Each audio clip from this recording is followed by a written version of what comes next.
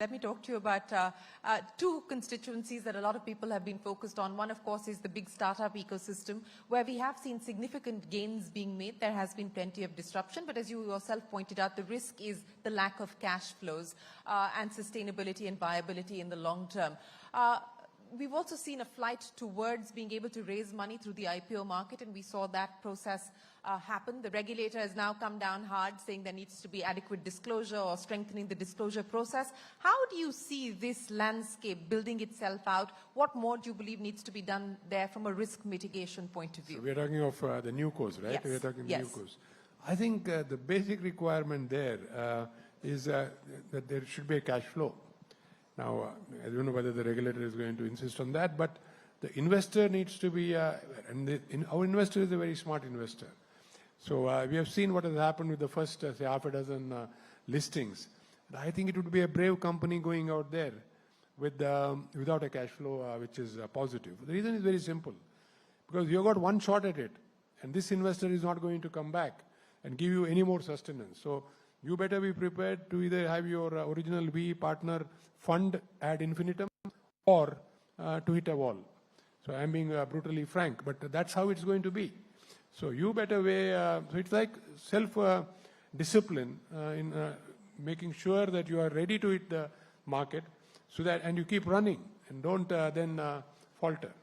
So I think this lesson has been learned very well. Yes, I think a lot of people are learning or relearning that lesson as well at this point in time. One of the other aspects that you brought up, and you gave a forecast. You said you wouldn't give one, but you did eventually end up giving one, where you said that you believe the single currency hegemony is likely to be sort of disrupted over the next 12 to 18 months on the back of the fact that we are now seeing bilateral arrangements being worked out, whether it's the rupee ruble mechanism or many others. You see that this transition happening as swiftly as the next 12 to 18 months? What I mean is that it will gather momentum, and you will see the impact of that moment. The impact of the momentum is that alternative patterns will emerge, and alternative settlement mechanisms could emerge, and thereafter netting out could happen, and the surpluses will be held in a, I would say, a more distributed manner in terms of asset classes and currency classes and so on. This is natural evolution. It's natural evolution because you have two large developing economies now coming to the fore.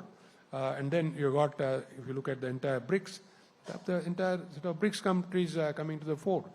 So I think this is the natural evolution. And I don't see anything wrong. It is natural. Not many people know that BRICS also have something called the BRICS contingency measure, which is they have put in place, which if you go and look up, it is called the alternative IMF. So the BRICS countries have set up as long back as 8 years back in 2014. This was set up. Well, it's almost 9 years back. A contingency reserve arrangement which runs in a virtual mode. There are no offices, but ready to go. So there are a lot of steps being taken by the developing countries to make sure that their interests are in a way, they look after their own interests and not necessarily rely on third parties to come and intervene and provide a hand. That hand probably will be welcome, but they have prepared this. So this is all part of that process of change. As developing countries grow, they evolve and so on. And it's a large number of developing countries. The BRICS probably were at the forefront, but we will see larger and larger number of countries coming up and joining in a way since this sort of evolution that is happening.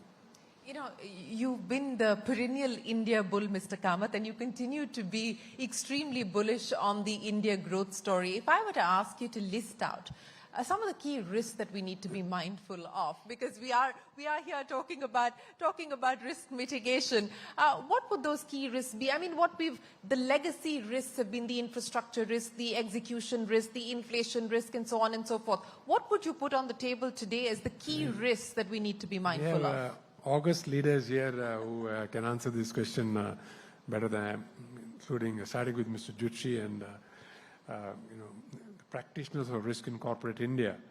But I would think what is required today is not necessarily, I'm not looking at internally. What I'm looking at is events outside our control hitting us at once.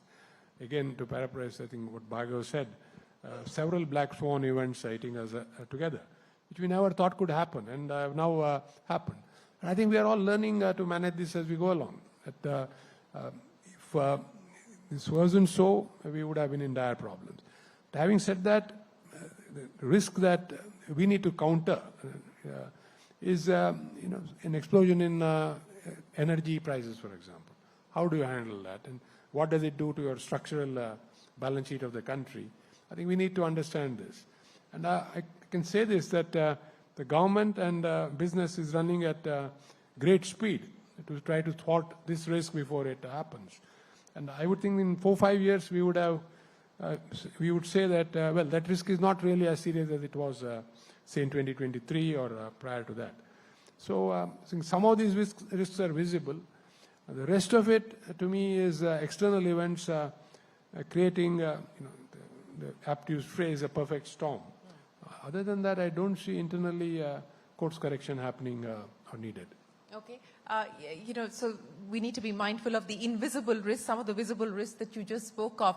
It was very interesting to me to hear you say that you actually were looking at the First Republic Bank balance sheet to see what was going on with line item. How much time do you spend on looking at balance sheets? No, I look at everything. If I say a name that I need to look at, I look it up on Google immediately. I do a LinkedIn. How long does it take me? It takes me 45 seconds to understand who the person is. So on an average in a day, how many companies do you look up? I may look up 4, 5, 6, 7 or more. Whatever is of interest, it could be more than that, I look up. Before not coming here, I was going somewhere else. I looked up 5 balance sheets on money control, so not necessarily a company, to understand, this is in the banking space, to look at what has happened to capital, what has happened to profitability, what is happening to ROE. I was speaking somewhere else. Yeah. So I'll do it on the fly. It took me exactly 3 minutes, thanks to money control. Because in any case, you put the on behalf of all of my colleagues at Money Control, thank you very much. That's wonderful to hear you say that. The first thing to come up is money control. So I don't even have to scroll down to look at. I click. And I get what I want. So. It's very interesting that you just brought up the banks again. And given the over 5 decades that you've spent there, here's what I want to understand from you. Yes, we've seen a cleanup. Yes, we've seen many changes being brought in. But you just talked about the ROE, and you said we've never seen this kind of metric being delivered by Indian banks. What do you think has been the biggest driver, the biggest change to be able to get to this metric? Very simple. Very simply, it is the provisions vanishing. So when your quality of book is fine, your credit losses vanish. And that credit loss vanishes, you are breathing. You are breathing deeply. And I think that's what's happening in the Indian banking system. I think everybody is breathing well and healthily. And that's the 20% ROE that we see. Everybody may not get there, but to me, that was a wonderful number. And we talked about the Indian banking system and the Western challenges. And I'm not trying to put on anybody, but again, this house may not know it. If you look up the top 20 or 25 banks in the world today, you'll probably find 3 names by market cap. And you will not find a single bank from large parts of the Western world. You'll find a few American banks. You'll find 1 or 2 maybe Australian banks. And you'll find Chinese banks, of course. You'll find Indian banks. You'll find 1 Saudi Arabian bank. That's about it. Then we are hunting for names. There are no names. So why? I think this is basically the understanding, the market's understanding of risk. Where has risk moved and where is, where there is lesser risk or where things are comfortable and you can breathe easy. And I think we have to take pride in this. I can say this, that 20 years back, it was an aspirational number to be in the top 50 by market cap. And market cap, I don't necessarily mean as something. It is a reflection of your health. That's what I mean. And I think we can be rightly proud of. And I look forward to the day when overall ranking of business, Indian companies are there in the top 25. And that I'm sure will happen in peak order, in large measure, not just 1 or 2. Yes, and we will look forward to that as well. So let me end by asking you, Mr. Kamath, what has been the riskiest bet that you've taken in your career, and what do you believe is likely to be the riskiest bet that you're yet to take? Yet to take? At 76? I don't know. No, the riskiest bet I had taken clearly was, I won't even hesitate, was basically repositioning ICICI from a development bank to a retail bank. We had no skills. We said that we will enter a business where we have no skills, and there weren't many practitioners either. There was only one, home finance mortgage company, that was HDFC at that point of time. A couple of global banks were issuing a few credit cards. That's it. To say that we will bet on a pivot to retail, we will bet on introducing technology which no bank had tried globally. I'll just tell you the sort of bet we took. When we rolled out our credit card platform, I was told that this platform with great difficulty can run on a small box. This is meant for a mainframe. And it can do about 200,000 cards. I have no choice because I can't afford a mainframe. So let's go. And that machine, that software we ran for the next 3 million cards. By then we could develop our own things and so on.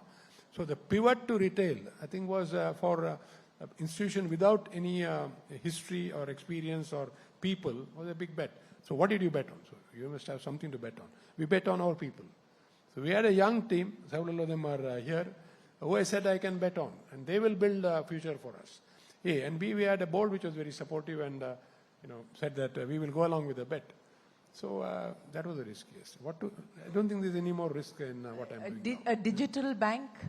A digital bank? Everything is digital today. Everything is digital today. UPI is digital, and how far we are ahead of on the UPI front is unimaginable. I think people sitting here, we celebrate, but we don't understand. I'll give you a small example. I don't know whether my daughter will like this if she hears it. The last 1 year, she's come 4 times to see me because I said, I'm not traveling. Every time she comes, the first thing she says, Dad, can I have your phone? So first time I didn't understand what it was, and then 4 clicks later, she's done. She gives me back the phone. And then I look at my phone, I get a WhatsApp message, then I get a text message, then I get an email. Well, you know what has happened? She has done a quick purchase from somewhere. She has seen something, and she can't execute this in the US. And she can't do it at that speed in the US, even when she's doing a transaction in the US. Now she wants to do it here, and that phone works. And that is the new India. And that, I think, anybody having a grown-up child here will celebrate that. How do I explain this? That you guys are behind us. And I don't tell, I'm thinking the larger opportunity. And this is the opportunity that India presents. All this has happened seamlessly. And again, I'll just spend one more time on this. And then I saw what and where is this stuff coming from? As I can deduce it, these are small businesses run by individuals. But the whole ecosystem is so beautifully enmeshed. But this is my business sense taking over. That the moment the transaction is gone, a logistics partner is assigned by somebody, not by this individual. That individual has done either the design or the organization of this business.